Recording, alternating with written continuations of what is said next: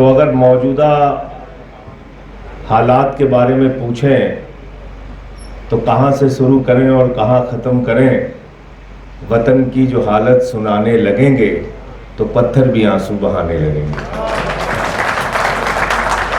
वतन की जो हालत सुनाने लगेंगे तो पत्थर भी आंसू बहाने लगेंगे।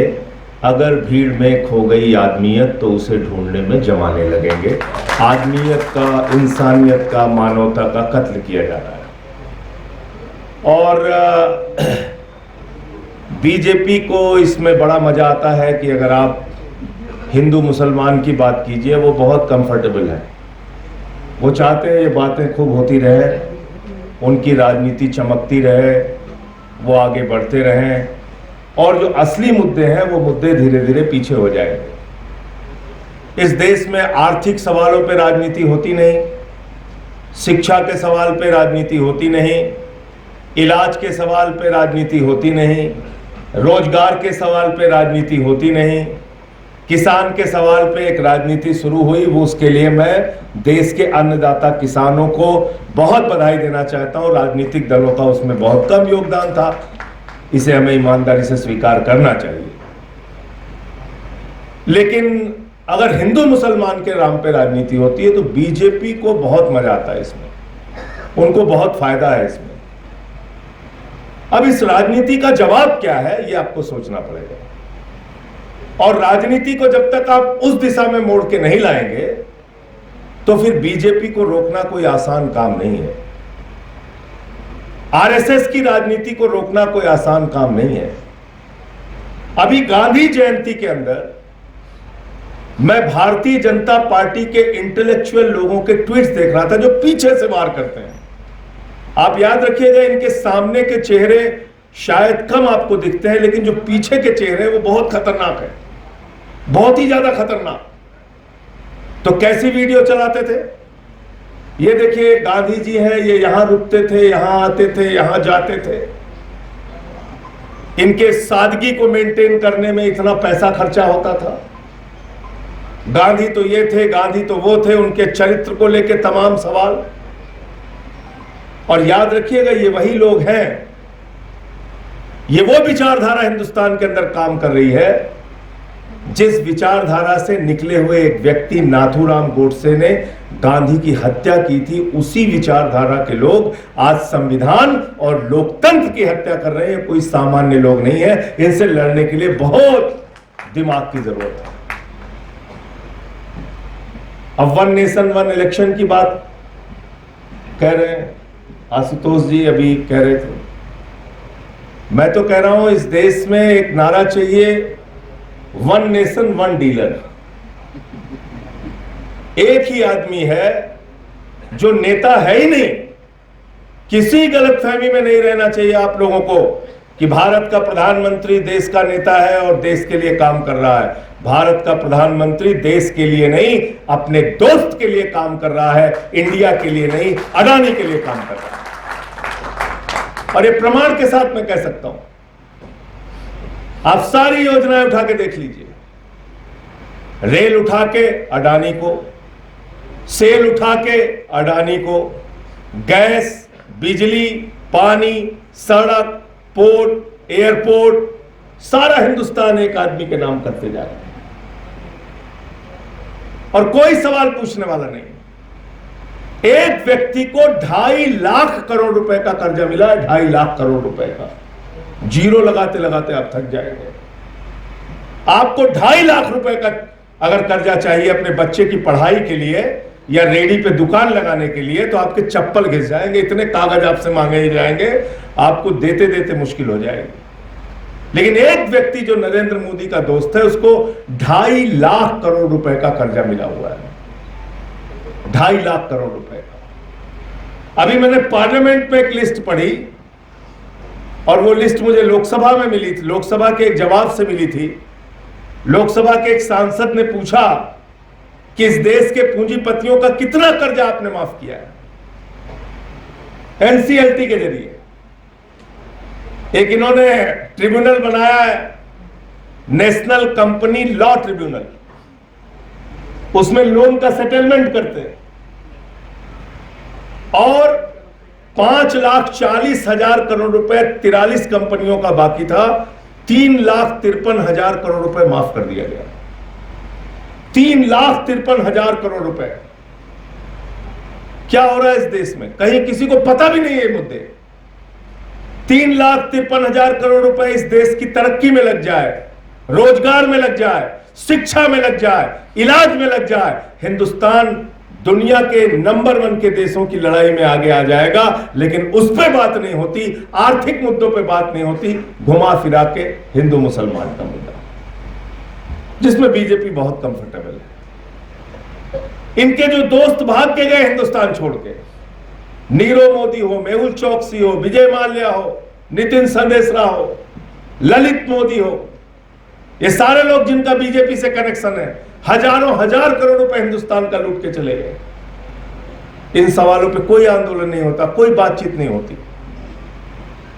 आज मैं एक ही बात कहने के लिए आया हूं कि अगर मौजूदा हालात में किसी एक चीज से आप भारतीय जनता पार्टी की राजनीति को खत्म कर सकते हैं, उनकी नफरत की राजनीति पे ताला लगा सकते हैं, तो वो है सिर्फ और सिर्फ सामाजिक न्याय की राजनीति, सोशल जस्टिस की राजनीति। उसके बगैर आप इस पे ताला नहीं लगा सकते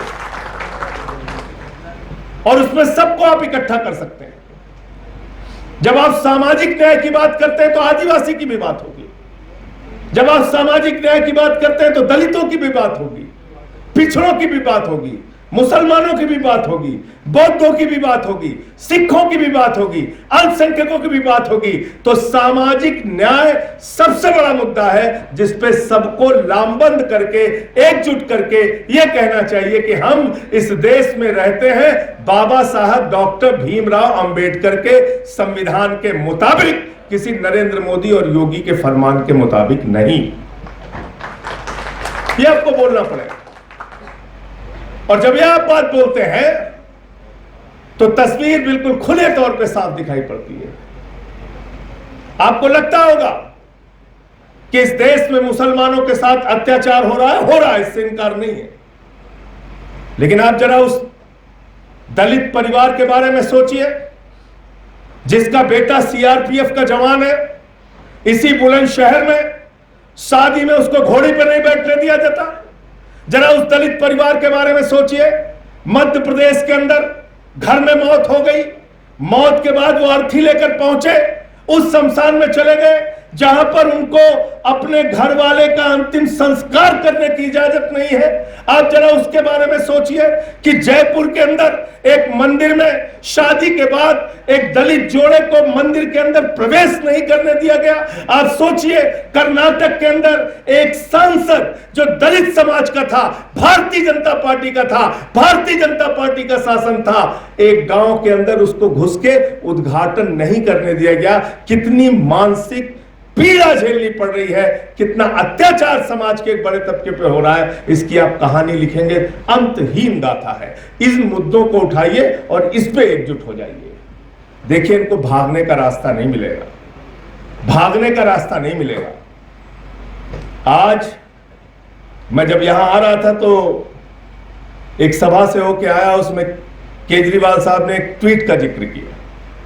भारतीय जनता पार्टी के एक नेता हैं, उत्तर प्रदेश के ऊर्जा मंत्री हैं, वो अपने ट्वीट में लिख रहे हैं हरामी के पिल्ले, हरामजादे।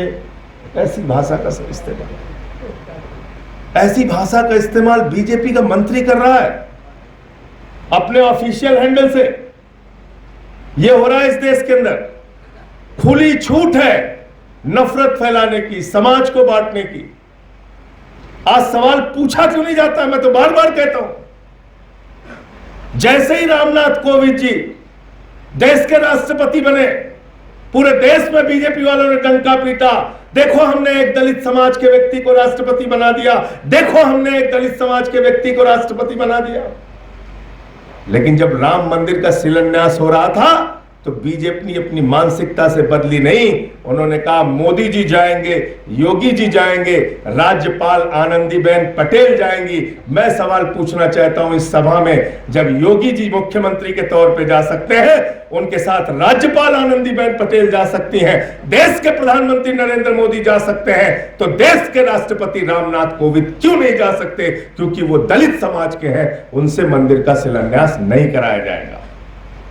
ये सवाल पूछना पड़ेगा कि आजादी के इतने साल के बाद भी जब मंदिर का उद्घाटन होता है तो भारत के प्रधानमंत्री जाते हैं, योगी जी जाते हैं, राज्यपाल जाते हैं, लेकिन देश की मौजूदा राष्ट्रपति श्रीमती द्रौपदी मुर्मू जी नहीं जाती, क्योंकि वो आदिवासी समाज से है।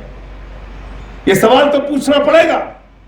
इस देश में समाज के बड़े तबके के साथ जो अन्याय हो रहा है, अगर अत्याचार हो रहा है, अगर उस मुद्दे को आप आगे लेके आएंगे तो वो बड़ा मुद्दा होगा, और उस मुद्दे में 85% जनता एक साथ खड़ी होगी, और उसके जवाब में बीजेपी आपके सामने नहीं खड़ी हो सकती। उनकी गंदी राजनीति, उनकी नफरत की राजनीति नहीं खड़ी हो सकती।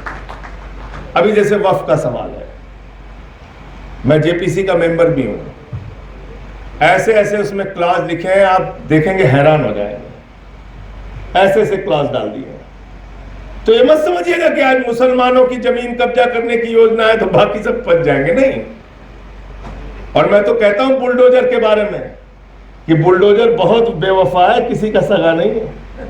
छतरपुर में मुसलमान के घर पे चला, फिर नोएडा में त्यागी जी के घर पे चला, फिर त्यागी जी ने आंदोलन किया तो बंसल जी के घर पे चला, फिर अयोध्या में चला, फिर काशी में मंदिरों पे चला बुलडोजर।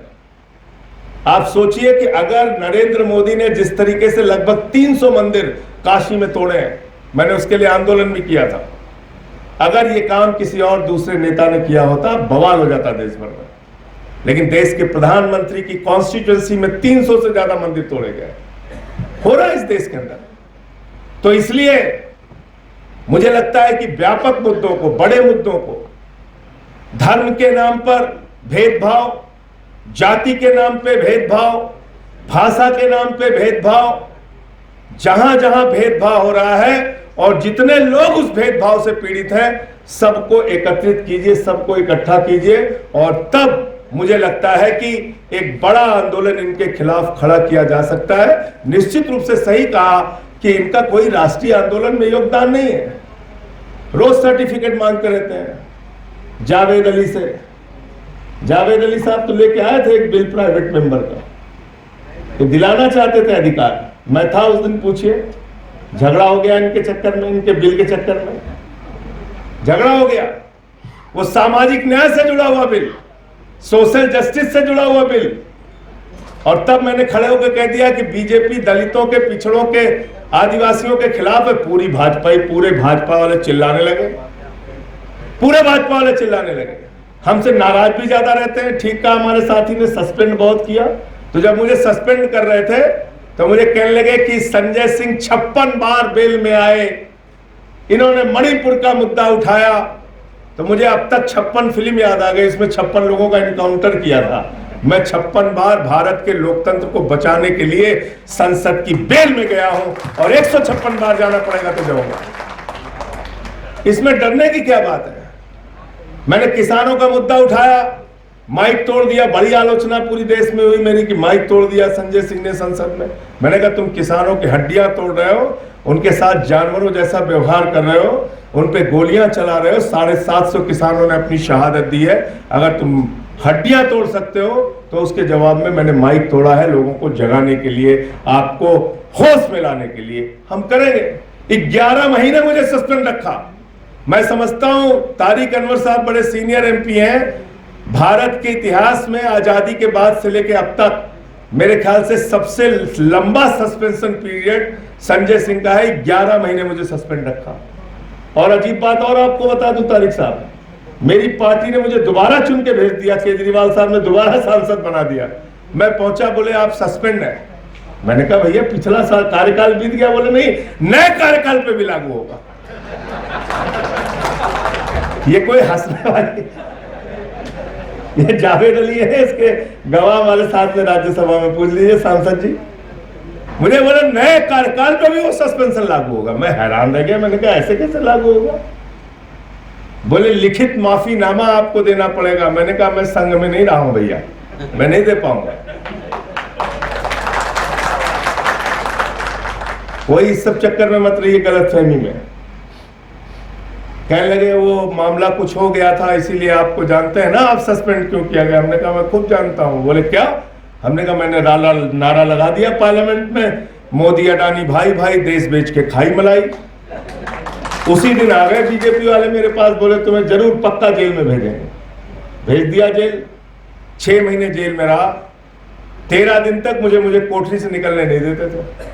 जब मेरा ब्लड प्रेशर चेक करने के लिए निकालते थे तो 4 पुलिस वाले, पूरा अनाउंसमेंट होता था, वार्ड नंबर 1, 2, 3 के बंदी भाई अपने अपने बैरक में चले जाएं, और सब बंद होते थे सब वहां से।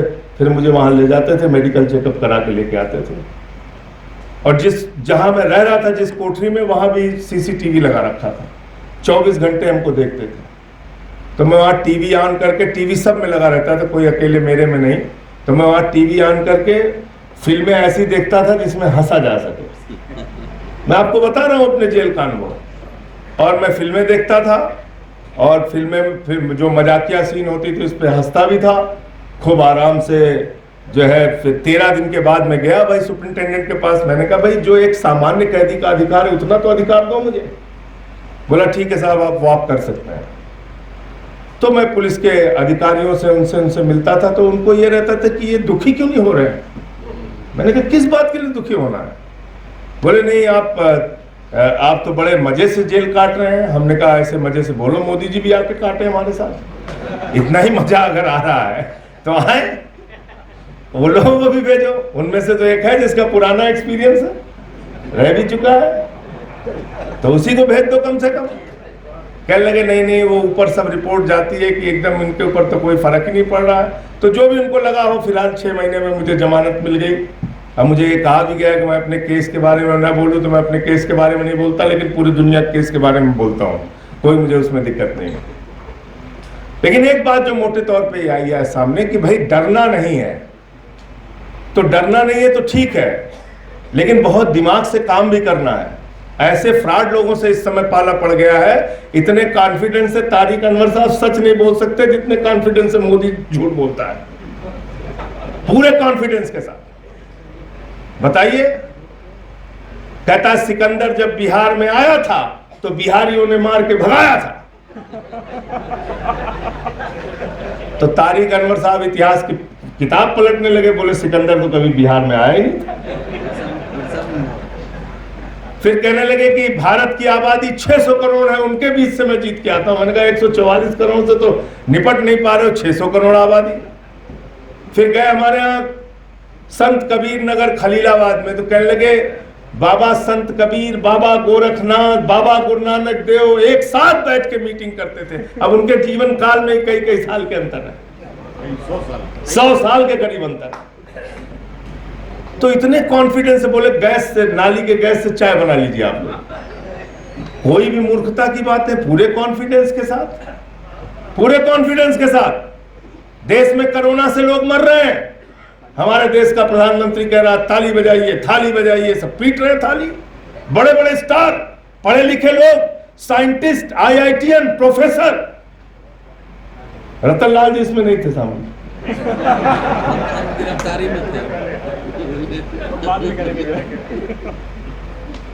तो समझ लीजिए आप, ऐसे पागल बना रखा है देश का।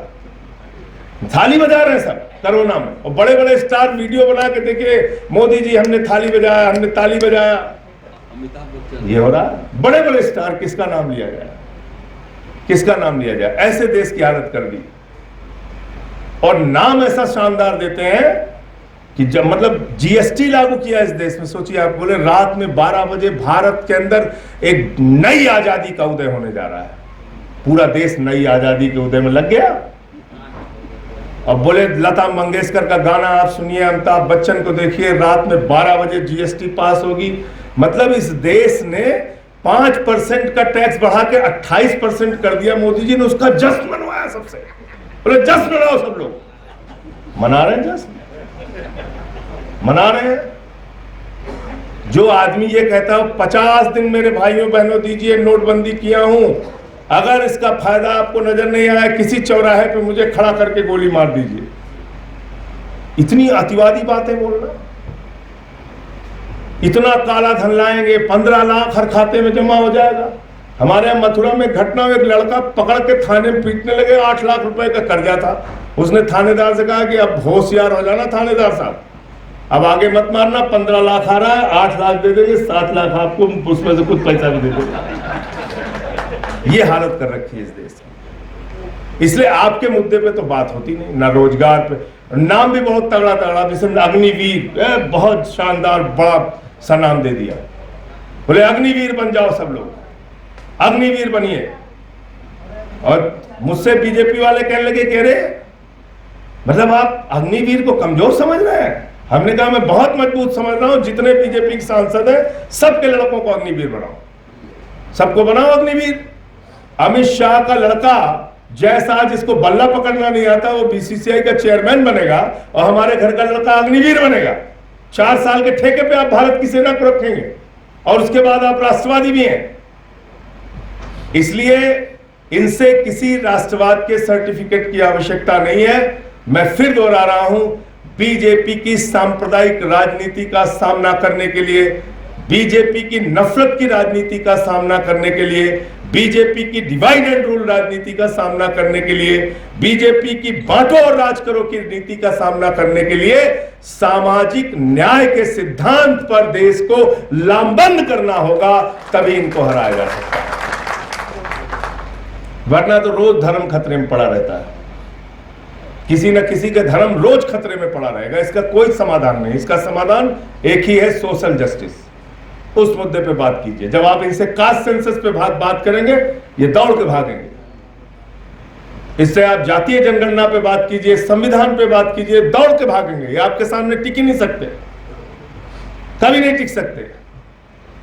और राष्ट्रवाद की तो कभी कोई इनसे बात करने की जरूरत, जिन लोगों ने 53 साल तक तिरंगा झंडा नहीं फहराया अपने मुख्यालय पर, वो राष्ट्रवाद की बात करते हैं।